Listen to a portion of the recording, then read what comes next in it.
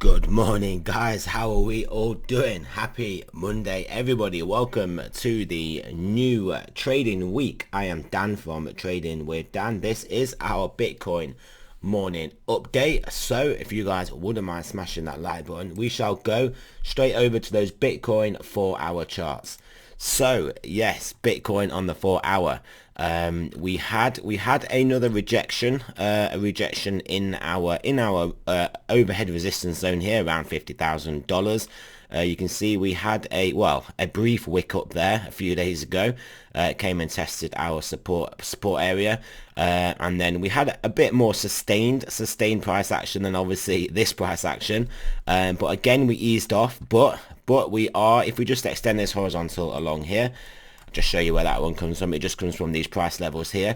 If we extend this horizontal here, if we are to hold where we are now, you can see we've got a little bit of an indecision candle, although we're not even halfway through it. But if we are to hold here, which would be a reasonable horizontal level for us to hold, and then move on back upwards, we got a good chance of getting above 50k and holding, and then looking towards trying to take out this overhead resistance and break back up into the channel that we were in before.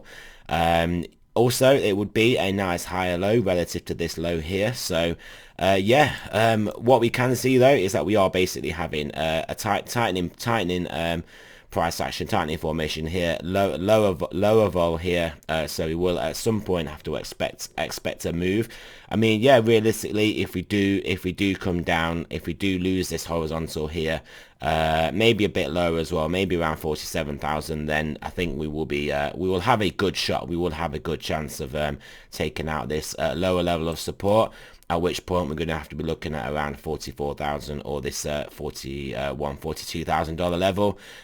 Or if we get back above and hold above 50,000, then yeah, we could start to look good for a test of the top side and a break above. I guess a lot will come down to how traditional markets trade, how they digest the ever evolving inflation scenario, and that sort of tug of war we've got going between inflationists and deflationists.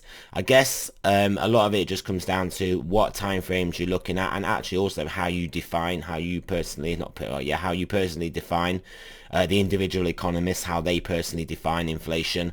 Whether it is just prices, whether it is increases in the money supply overall, or what other metrics they look at, and then what time frames they look at. So yeah, we have got that debate going on. So yes, Bitcoin probably will get dragged around by the stock market, because it is trading as basically a risk asset correlated to every other risk asset, obviously with a significantly higher beta.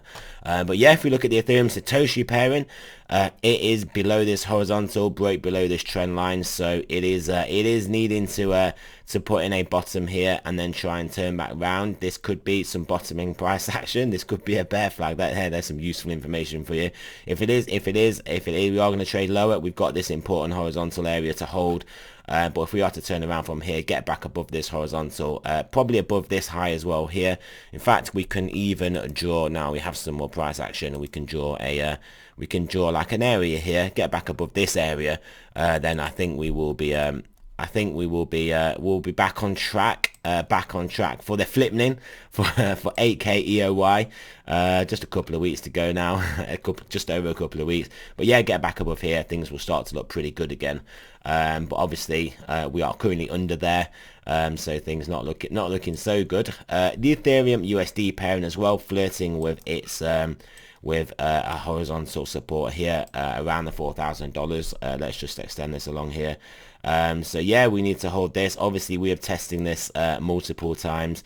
We have somewhat of a head and shoulders clearly a bearish formation here. Not obviously the best looking chart, but ultimately, like I said, I think we'll be following this asset here. Loosely following this asset, and just look at it. I mean, obviously we had this significant pullback, and now we are basically getting towards, well, practically at all-time highs again. So Yeah, what can we say? Crack up, boom. There we go. Oil as well. Have a quick glance at oil. Looking to take out this trend line and then obviously get some acceleration to the upside. DXY. We had our bear flag drawn in, looking to try and break out the top of the bull flag, looking to try and take out the top of the bull flag, and then we have lofty targets up here at 99 on the DXY. Bitcoin dominance is into our resistance area here, so we need to get rejected here if altcoins are going to carry on the party. If we get back above here, then yeah, we're probably looking at some higher price action. Probably draw a horizontal in here as well. Yeah, we're on it already. Probably draw a horizontal in around this area here. Yeah, that will be an area of interest. If you are basically to break above there, we could get rejected here and come back down. But yeah, so Bitcoin dominance overall, though, as you can see, looking pretty bearish, looking like pretty much like a descending triangle. I don't even want to draw targets on that. Also, you could look at it as a bear flag. These are percentages, though. You know what I mean? They will have diminishing returns, obviously, as you get lower. So it's hard really to draw projected targets on a chart like this. That's all I will say. Efficacious projected targets anyway. You can draw whatever targets you want on anything you want. US 10-year, just there or thereabouts, still flirting with this area. Probably a good place for it to be. Above here, you probably get the inflationistas chirping a bit louder, getting down towards towards the 1%. We'll get the deflationistas and recessionistas chirping a bit louder. So to hold here and just keep everyone quiet and just not have much attention drawn to this 10 years is probably important. Obviously, the 2-year is a focus with those rate hikes factored in. But whilst ever stock market shrugging that off at the moment. Well, yeah, I mean, we just gotta wait to see how that plays out. Stochastics then, let's have a look at the stochastics. Yeah, 4-hour downward pressure from the 4-hour. Obviously it did get that move up, that did obviously help price action move up, but now it is done. It's done with helping us supporting price action for a bit. 12-hour upwards and pointing up, daily 12-hour flouncing around, daily turning back down. Bi-daily looking up though, 3 daily turning up from a low level, 5 days still diving and weekly diving, and then bi-weekly and monthly up there. So again, it is a bit of a mixed bag, and to be honest, that is what we would expect whilst we are basically just going to trade sideways within this range. We kind of need those 5-day and weekly to turn back up in the same as the 2-day and 3-day are, and then start to get moving. Yeah, and if that gets us, if we get back up towards this $53,000 with that happening, I think we'll have a good chance. We'll have a good chance at breaking above, and then if we break above, we just get back into our old range, with obviously the targets of all-time highs. But yeah, clearly the picture to the downside is this area of support. Lose this and then we'll just find ourselves back down there. It isn't the worst place for us. Well, it's not the worst place for us to be. The worst place is lower. It's not a good place for us to be, but it is at a level that we could bounce from. But the chart, as you can see, will not look good. It just will not look good. Basically, it is. I mean, it is. If you lose this, then realistically, we are in trouble. So the longer we stay away from it, the better. If I was an evil market manipulator, or in this case, it would be a good market manipulator, as in good for crypto as a whole, we'll be trying to defend this $47,000 level. Keep this area free. Keep the demilitarized zone free.